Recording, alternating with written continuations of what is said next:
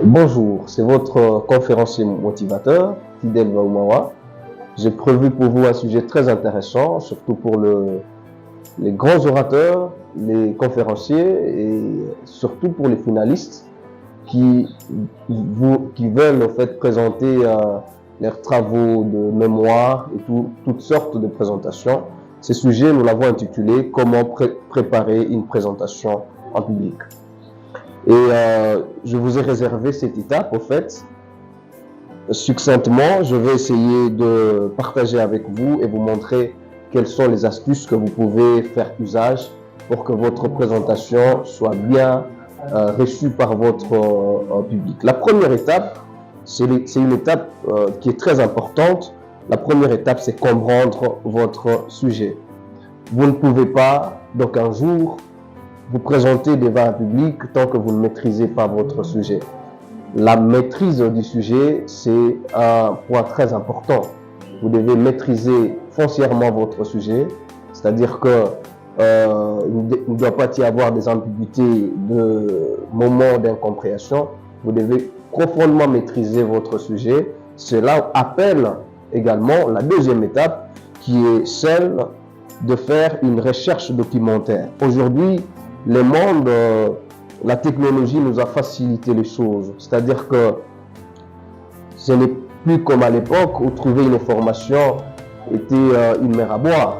Aujourd'hui, pour trouver une information, il suffit seulement d'aller sur Internet et de mettre ce que vous cherchez et vous allez trouver l'information dont vous avez besoin. Il y a beaucoup de sites de bibliothèques en ligne que vous pouvez consulter. Donc, il faut profondément faire la recherche documentaire sur votre sujet, c'est très important pour que lorsque vous serez devant votre public, que vous soyez plus à l'aise et que le public soit aussi plus réceptif à votre message. C'est très important.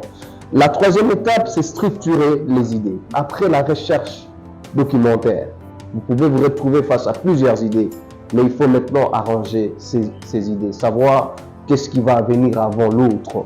Alors, c'est-à-dire que après votre recherche, il faut faire les tri.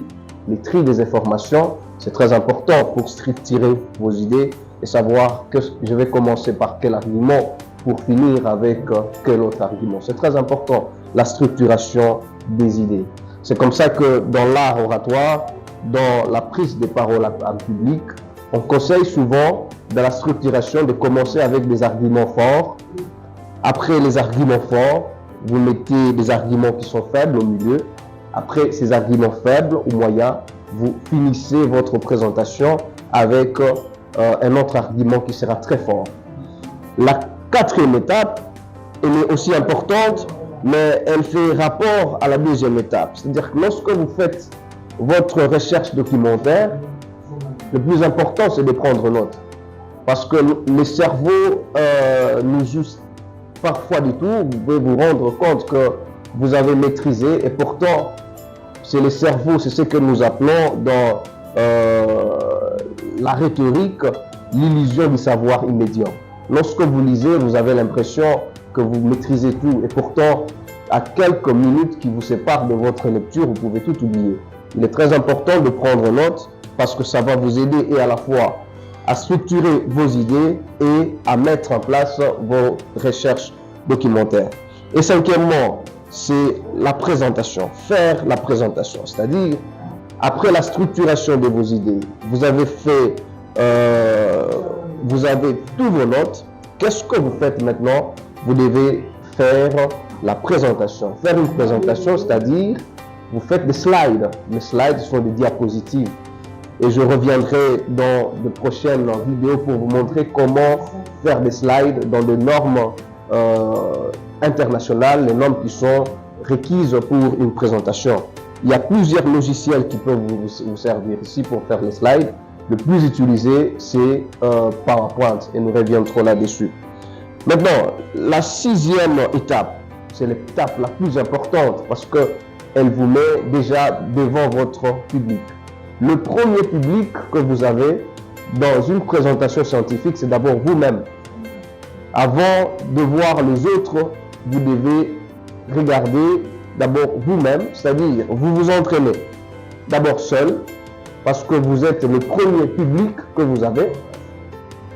Chez vous à la maison, vous prenez vos slides, vous vous entraînez, vous vous entraînez, vous entraînez. Et après, vous allez appeler quelqu'un qui vous soit très proche et qui peut vous donner des bonnes informations, qui ne va pas vous vanter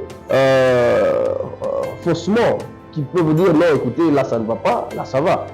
Vous vous entraînez. Après cet entraînement avec un proche, vous devez appeler une personne qui ne vous connaît pas aussi, qui doit apprécier aussi votre présentation. Lorsque vous serez prêt, vous avez maîtrisé votre sujet, vous êtes entraîné, vous savez les tenants et les aboutissants de votre présentation, vous savez la dernière étape, elle est la plus importante de toutes les autres étapes, c'est-à-dire que vous devez kiffer.